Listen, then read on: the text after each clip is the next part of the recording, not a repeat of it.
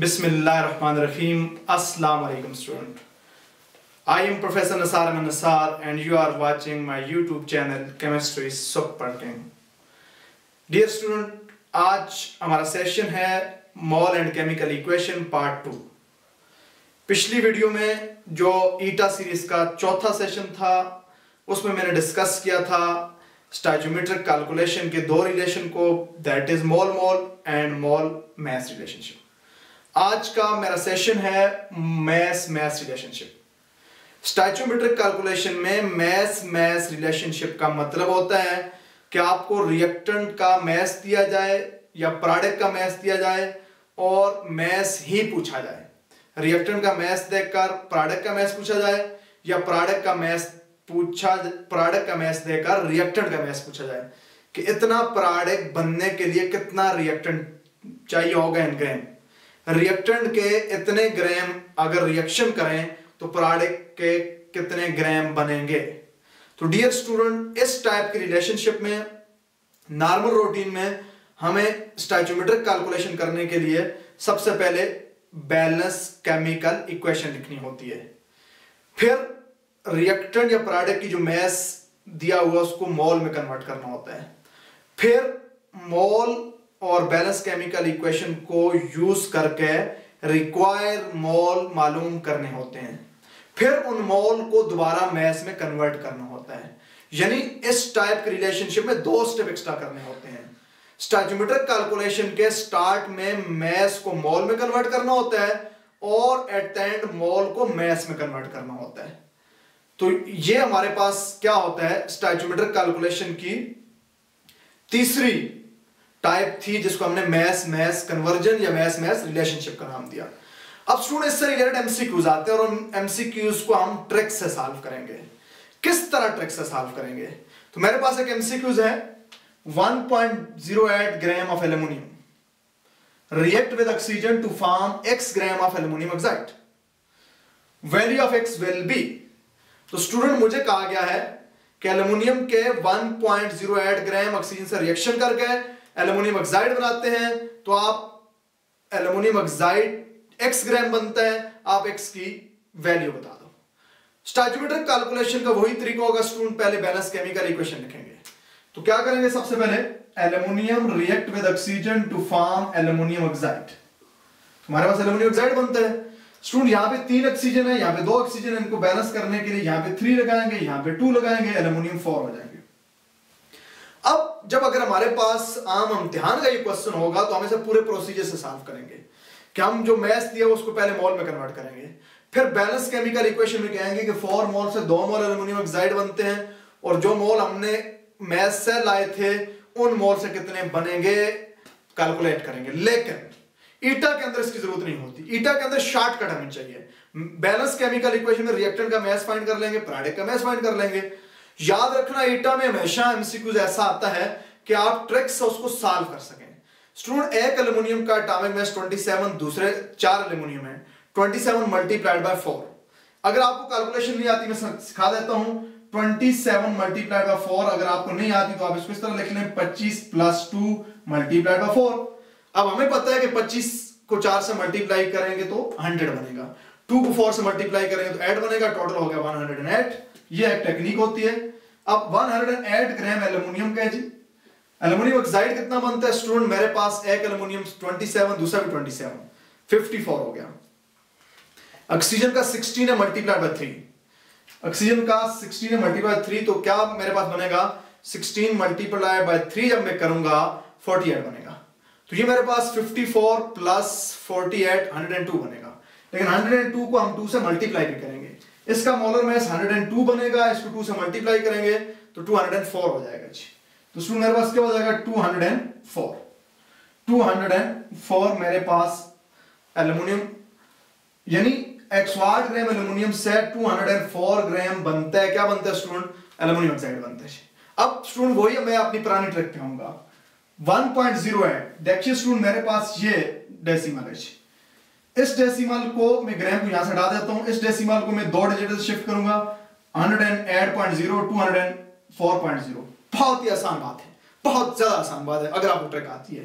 तो इस डेसिमल को मैं 2 डिजिट से शिफ्ट करूंगा, 1.08 इस डेसिमल भी 2 डिजिट शिफ्ट करूंगा 2.04, यानी अगर एल्युमिनियम के 108 ग्राम हो तो एल्युमिनियम ऑक्साइड 204 ग्राम बनेगा। अगर एल्युमिनियम के 1.08 ग्राम हो तो एल्युमिनियम ऑक्साइड 2.04 ग्राम बनेगा। अब मैं अपना क्या देखता हूं, ऑप्शन देखता हूं जी। मेरे पास जब ऑप्शन देखता हूं तो पहला ही ऑप्शन मेरा यही ऑप्शन है 2.04, 1.02, 3.06, नन ऑफ दीस। तो मेरा ऑप्शन ए करेक्ट हो गया। अब स्टूडेंट मैं दूसरे एमसीक्यूज पे जाता हूं मैथ्स रिलेशनशिप से। याद रखना ईटा के अंदर वो स्टूडेंट कामयाब होता है जो एमसीक्यू सॉल्व करते हुए कम से कम पेन चलाए या बिल्कुल भी पेन ना चलाए। अब मेरा दूसरा एमसीक्यूज है। मेरा दूसरा एमसीक्यूज क्या है, mass of propane required to form 13.2 gram of carbon dioxide will be 13.2 gram carbon dioxide बनेगी प्रोपेन से। प्रोपेन का कितना मैस होना चाहिए? तो स्टूडेंट फिर आपको मैस पूछा हुआ है, मैस से मैस रिलेशनशिप। तो प्रोपेन का जब ऑक्सीजन से मिला के इग्निट करेंगे कार्बन डाइऑक्साइड और वाटर बनेगा। अगर वो कहता है कि कार्बन डाइऑक्साइड जो है मेरे पास है 13.2 ग्राम बनती है, प्रोपेन का मैस बता दें। मेरा पहला ऑप्शन है 44 ग्राम, दूसरा ऑप्शन है 12.6 ग्राम, तीसरा ऑप्शन है 4.4 ग्राम, चौथा ऑप्शन है 8.8 ग्राम। मैं फिर स्टूडेंट वही करूंगा। क्या वही करूंगा? मुझे सबसे पहले बैलेंस केमिकल इक्वेशन लिखनी है। स्टूडेंट मेरे पास प्रोपेन है C3H8, इसको मिलाऊंगा ऑक्सीजन के साथ। जब ऑक्सीजन से मिलाऊंगा तो कार्बन डाइऑक्साइड बनेंगे और साथ वाटर बनेंगे। स्टूडेंट मैं आपको एक ट्रिक बता देता हूं कितने कार्बन डाइऑक्साइड बनेंगे। याद रखना जितने अल्केन उतने कार्बन डाइऑक्साइड बनेंगे। तो मैं यहां पे लगा दूंगा 3। अल्केन के जितने कार्बन उतने कार्बन डाइऑक्साइड बनेंगे। जितने अल्केन के कार्बन है एक ज्यादा वाटर बनेगा, यहां पे लगा दूंगा 4। अब स्टूडेंट मैंने इक्वेशन को बैलेंस करना है। इक्वेशन को बैलेंस करने के लिए मुझे ऑक्सीजन भी बैलेंस करना है। तो अल्केन में ऑक्सीजन बैलेंस करने का ट्रिक होती है जितने कार्बन उसको 3 से मल्टीप्लाई कर दें, +1 कर दें, 2 से डिवाइड कर दें। यानी ऑक्सीजन कितने आएंगे अल्केन के लिए 3n + 1 डिवाइडेड बाय 2 से फाइंड करते हैं। अब 3 कार्बन है प्रोपेन में, 3/3 9 + 1 10 डिवाइडेड बाय 2 10 डिवाइडेड 2 5, तो 5 ऑक्सीजन चाहिए होंगे जी। इक्वेशन स्टूडेंट मेरे पास परफेक्टली बैलेंस है जी। अब स्टूडेंट मुझे क्या कहा गया है कि कार्बन डाइऑक्साइड के 13.2 ग्राम बनने हैं। इसके लिए मुझे बता दें आप प्रोपेन के कितने ग्राम चाहिए होंगे। तो पहले मैं क्या करता हूं स्टूडेंट, बैलेंस केमिकल इक्वेशन के मैस लिखता हूं। प्रोपेन का मैस होता है 44, प्रोपेन का मैस होता है 44 मोलर मैस। कार्बन डाइऑक्साइड का मोलर मैस होता है 44, लेकिन यहां पे 1 मोल से 3 मोल बनते हैं कार्बन डाइऑक्साइड के। 44 + 44 + 44। स्टूडेंट इसकी भी ट्रिक ये है कि 44 + 44 + 44। आप क्या कर लें 40 + 40 + 40 4 + 4 + 4 लगा कर लें। तो आपको पता है 40 40 40 120 होते हैं, 4 4 4 12 होते हैं, तो 132 हो जाएंगे। यानी 44 ग्राम अगर इसको होगा तो 132 ग्राम कार्बन डाइऑक्साइड के बनेंगे। स्टूडेंट आप ट्रिक पे आ जाएंगे, डेसिमल ट्रिक पे। तो मेरे पास कितना मैस होना चाहिए 13.2। 13.2 हासिल करने के लिए मैं इस डेसिमल को यहां पे शिफ्ट करूंगा 13.2। जब प्रोडक्ट के मैंने डेसिमल शिफ्ट किया, रिएक्टेंट का भी शिफ्ट करूंगा। तो 44.0 था, तो मैं 1 पॉइंट डेसिमल मैंने प्रोडक्ट का लेफ्ट शिफ्ट किया है, रिएक्टेंट का भी लेफ्ट शिफ्ट करूंगा। तो ये क्या हो गया है, हमारा एमसीक्यू सॉल्व हो चुका है। 13.2 ग्राम अगर होंगे कार्बन डाइऑक्साइड के, उसके लिए 4.4 ग्राम प्रोपेन के चाहिए होंगे। ये कैसे पता चला? देखिए स्टूडेंट बैलेंस केमिकल इक्वेशन कहती है कि 1 मोल जो प्रोपेन का उससे 3 मोल कार्बन डाइऑक्साइड के बनते हैं। 3 मोल कार्बन डाइऑक्साइड का मैस होता है 132, 1 मोल प्रोपेन का मैस होता है 44। 132 ग्राम से 44 बनते हैं। हमें उसने दिया 13.2। तो बहुत ही आसान ट्रिक, याद रखना कभी ऐसा एमसीक्यूज आ ही नहीं सकता जो ट्रिक से सॉल्व हो। हमेशा इस तरह का मैस दिया जाता है जो उसका 10% हो, 20% हो, 50% हो, हम इस तरह टेक्निक लगा के सॉल्व कर लेते हैं। अब देखिए मैंने डेसिमल को यहां पे शिफ्ट किया, 13.2 बन गया। इस डेसिमल को यहां भी शिफ्ट किया, 4.4 बन गया। तो मेरे पास ऑप्शन है 44 12.6 4.4 और 8.8 4.4। मेरा स्टूडेंट क्या हो गया, ऑप्शन हो गया। तो ये थे मेरे पास एमसीक्यूज ऑफ मैथ्स रिलेशनशिप। अगर स्टूडेंट मेरा चैनल आपने अभी तक सब्सक्राइब नहीं किया, इसको सब्सक्राइब करें, दोस्तों के साथ शेयर करें, लाइक करें, क्वेश्चन पूछें कमेंट सेक्शन के अंदर। आप मेरे चैनल पे कुछ अरसा जुड़े रहने के बाद अपनी केमिस्ट्री में बहुत ज्यादा इंप्रूवमेंट पाएंगे। तो स्टूडेंट बात करते हैं नेक्स्ट टॉपिक पे, कैलकुलेशन इन्वॉल्विंग गैसेस, यानी स्टोइचियोमेट्रिक कैलकुलेशन जिसमें गैसेस इन्वॉल्व हों। तो डियर स्टूडेंट, ऐसे रिएक्शन जिनमें गैसेस एज ए रिएक्टेंट या प्रोडक्ट इन्वॉल्व हों, इन रिएक्शन में वॉल्यूम मेजर करना ज्यादा आसान होता है as compare to what mass. So we must know relationship between mole and volume, mass and volume, number of particle and volume. हमें रिलेशनशिप का पता होना चाहिए। ये रिलेशनशिप डिस्कवर किया इटालियन फिजिक्स अमीडो एवोगाड्रो ने, और इसको एवोगाड्रो लॉ कहते हैं। क्या मतलब?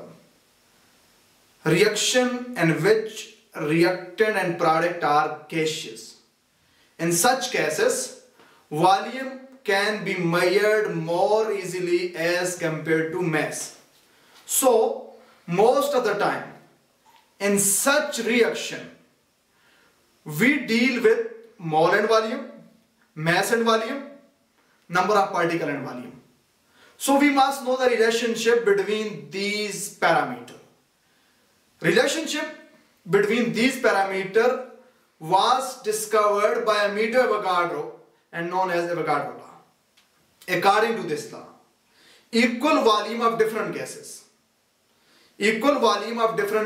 contain same number of particles at same condition of temperature and pressure. यानी मुख्तलिफ गैसेस हों, उनका अगर वॉल्यूम बराबर हो, नंबर ऑफ पार्टिकल बराबर होंगे। मुख्तलिफ गैसेस हों, अगर उनके नंबर ऑफ पार्टिकल बराबर हैं तो उनका वॉल्यूम बराबर होगा। एक्सपेरिमेंटली ये ऑब्जर्व किया गया है कि किसी भी एक मोल गैस का स्टैंडर्ड टेम्परेचर प्रेशर पे जो वॉल्यूम होता है वो 22.4 डेसीमीटर क्यूब होता है। किसी भी गैस का स्टैंडर्ड टेम्परेचर प्रेशर पे एक मोल का जो वॉल्यूम होगा वो 22.4 डेसीमीटर क्यूब होगा, लेकिन यह हर टेम्परेचर प्रेशर पे नहीं होता। टेम्परेचर बढ़ने के साथ एक मोल गैस का वॉल्यूम बढ़ेगा, टेम्परेचर कम होने के साथ ये वॉल्यूम कम होगा। प्रेशर बढ़ने के साथ गैस का मोलर वॉल्यूम यानी एक मोल का वॉल्यूम कम होगा, और प्रेशर कम होने के साथ ये वॉल्यूम ज्यादा होगा। तो आरटीपी के ऊपर एक मोल गैस का वॉल्यूम होता है 24 डेसीमीटर क्यूब। तो स्टूडेंट डायरेक्ट ये आपका ऑब्जेक्टिव होता है कि which of the following is the volume of 1 mole of gas? 22.4 decimetre cube, 24 decimetre cube, both and B not exactly known। तो स्टूडेंट याद रखना, जब तक टेम्परेचर प्रेशर नहीं दिया जाएगा हम गैस का एग्जैक्ट वॉल्यूम फाइंड नहीं कर सकते। स्टैंडर्ड टेम्परेचर प्रेशर पे एक मोल गैस का वॉल्यूम 22.4 डेसीमीटर क्यूब होता है। रूम टेम्परेचर प्रेशर पे एक मोल गैस का वॉल्यूम 22.4 नहीं होगा, 24 डेसीमीटर क्यूब होगा। स्टूडेंट बाज दफा हमारा ऑब्जेक्टिव आता है कि which of the following could be the volume of 1 mole of hydrogen at 30 centigrade at 180 pressure? तो मेरा पहला ऑप्शन होता है 22.4, मेरा दूसरा ऑप्शन होता है 24, मेरा तीसरा ऑप्शन होता है 20, मेरा चौथा ऑप्शन होता है none of these। अब स्टूडेंट मुझसे क्या पूछा गया कि एक मोल हाइड्रोजन का 30 सेंटीग्रेड पे 180 प्रेशर पे क्या वॉल्यूम होगा। 25 सेंटीग्रेड जब टेम्परेचर हो, 1 atm प्रेशर हो, तो गैस का वॉल्यूम होता है 24 डेसीमीटर क्यूब। अब 30 सेंटीग्रेड 25 से ज्यादा है, जब टेम्परेचर बढ़ा प्रेशर वही है, तो एक मोल गैस का वॉल्यूम 24 डेसीमीटर क्यूब से क्या होगा, ज्यादा होगा। तो 24 से ज्यादा यहां पे कोई ऑप्शन ही नहीं है, तो फिर मेरा ऑप्शन क्या बनेगा स्टूडेंट? मेरा ऑप्शन नन ऑफ दीज बनेगा। तो याद रखना, मोल से रिलेटेड फार्मूला स्टूडेंट मैंने अपनी वीडियो जिसमें मोल एंड अवोगाड्रो नंबर वाली मेरी वीडियो है, ईटा सीरीज 3 के नाम से, वहां पे मैंने डिटेल में इसके फार्मूले एक्सप्लेन किए हैं कि मोल वॉल्यूम से कैसे फाइंड करेंगे। अगर आपने ये वीडियो नहीं देखी तो डिस्क्रिप्शन में इस वीडियो का लिंक मौजूद होगा, या मेरे चैनल पे जाके केमिस्ट्री सुपर किंग पे जाके ईटा सीरीज प्लेलिस्ट में जाएं, तीसरा सेशन है, इस वीडियो को आप देख सकते हैं। तो स्टूडेंट मैं यहां पे दोबारा आपके लिए जनरल फार्मूला लिख देता हूं, मोल का वॉल्यूम और मोल का क्या रिलेशन होगा। तो मोल बराबर होता है स्टूडेंट, मोल का फार्मूला होता है, मोल बराबर होता है वॉल्यूम इन डेसीमीटर क्यूब।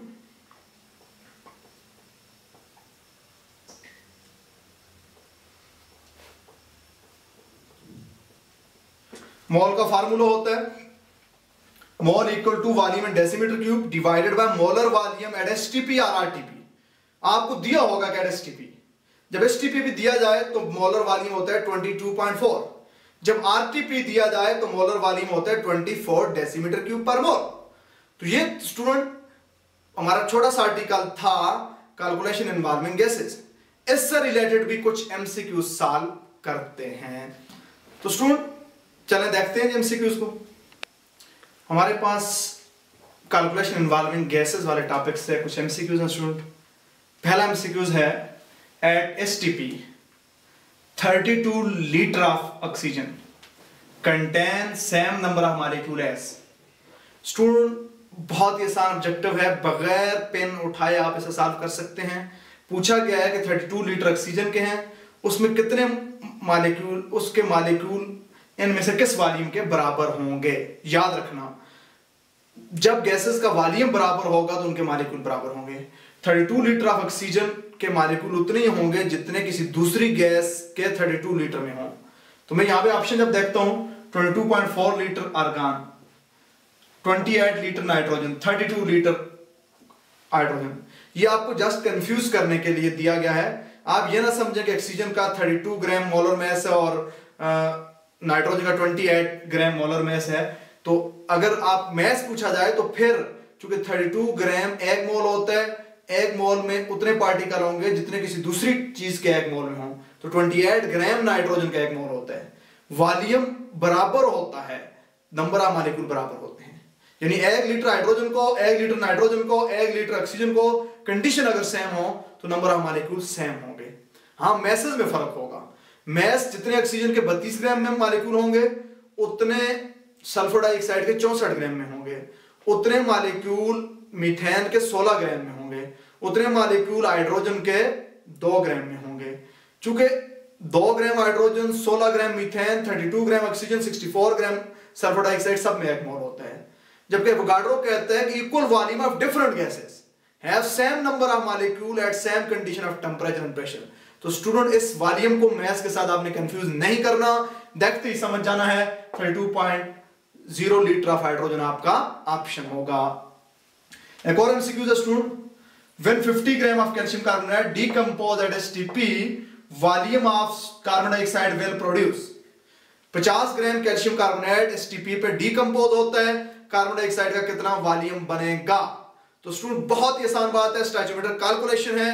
क्या करना, बैलेंस केमिकल इक्वेशन लिखना। कैल्शियम कार्बोनेट जब ये डीकंपोज होता है तो बनता है calcium oxide plus carbon dioxide. अब स्टूडेंट जरा गौर करना, इसका एक मोल जब डीकंपोज होगा कार्बन डाइऑक्साइड का एक मोल बनेगा। अब इसका एक मोल कितना होता है आपको पता होना चाहिए। कैल्शियम 40 है, कार्बन 12 है, 40 और 12 52, 3 ऑक्सीजन 48, 52 और 48 100, यानी 100 ग्राम जब डीकंपोज होता है कैल्शियम कार्बोनेट, इसका एक मोल बनता है एसटीपी पे। एक मोल का वॉल्यूम होता है 22.4, एक मोल का वॉल्यूम होता है 22.4, यानी 100 ग्राम डीकंपोज होगा, 22.4 डेसीमीटर क्यूब या लीटर कार्बन डाइऑक्साइड बनेगी। तो मतलब इस बात का क्या है, इस बात का मतलब यह है कि अगर हमारे पास मैस आधा होगा वॉल्यूम भी आधा हो जाएगा। अगर इसको मैं 50 ग्राम कहूं तो स्टूडेंट ये क्या हो जाएगा 11.2 लीटर या डेसीमीटर क्यूब, 2 लीटर और डेसीमीटर क्यूब। अब 50 ग्राम कैल्शियम कार्बोनेट डीकंपोज होने से कितनी कार्बन डाइऑक्साइड बनी है 11.2। कितनी आसान ट्रिक है, कोई कैलकुलेशन की जरूरत नहीं है आपको। अब यहां पे ऑप्शन पे आए, एक ऑप्शन है 22.4, 5.6, 11.2 लीटर। तो student option C is my correct option. अब स्टूडेंट मैं आपके साथ एक और एमसीक्यू डिस्कस करता हूं। अगर आपने मेरा चैनल सब्सक्राइब नहीं किया, सब्सक्राइब इट राइट नाउ। इंशाल्लाह ये आपकी तकदीर बदल कर रख देगा। अगर आप केमिस्ट्री लर्नर हैं, केमिस्ट्री स्टूडेंट हैं और केमिस्ट्री यंग टीचर हैं, ये मेरा इंशाल्लाह मेरा ईमान है कि अगर आप मेरे चैनल के साथ थ्रू आउट जुड़े रहें, आप बहुत ज्यादा इंप्रूवमेंट पाएंगे अपनी। कोई भी प्रॉब्लम हो कमेंट सेक्शन के अंदर क्वेश्चन पूछ सकते हैं। मेरा एक और एमसीक्यू है student, volume occupied by 0.64 gram of sulphur dioxide eight RTPS. 0.64 gram sulphur dioxide है, आरटीपी पे है, कितना इसका वॉल्यूम होगा? तो बहुत ही आसान ट्रिक है स्टूडेंट। सल्फर डाइऑक्साइड का एक मोल होता है 64 ग्राम। 64 ग्राम सल्फर डाइऑक्साइड है, 64 ग्राम सल्फर डाइऑक्साइड आरटीपी पे कितना वॉल्यूम होता है स्टूडेंट? 24 लीटर। अब यहां पे देखें जरा स्टूडेंट, आपको दिया 0.64 यानी 64.0 है, ये 24.0 है। सिंपल क्या करना है, इसका एक डेसिमल इधर शिफ्ट करना 6.4, इसका एक डेसिमल इधर शिफ्ट करना 2.4, यानी जब 6.4 ग्राम होंगे 2.4 लीटर वॉल्यूम बनेगा सल्फर डाइऑक्साइड का।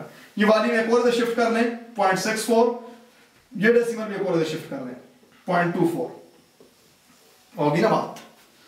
यानी 0.64 ग्राम सल्फर डाइऑक्साइड जब होगा तो आरटीपी पे उसका वॉल्यूम होगा 0.24 लीटर। ऑप्शन का student 0.24 litre, 2.4 litre, 0.24 litre, 0.024 litre, none of these.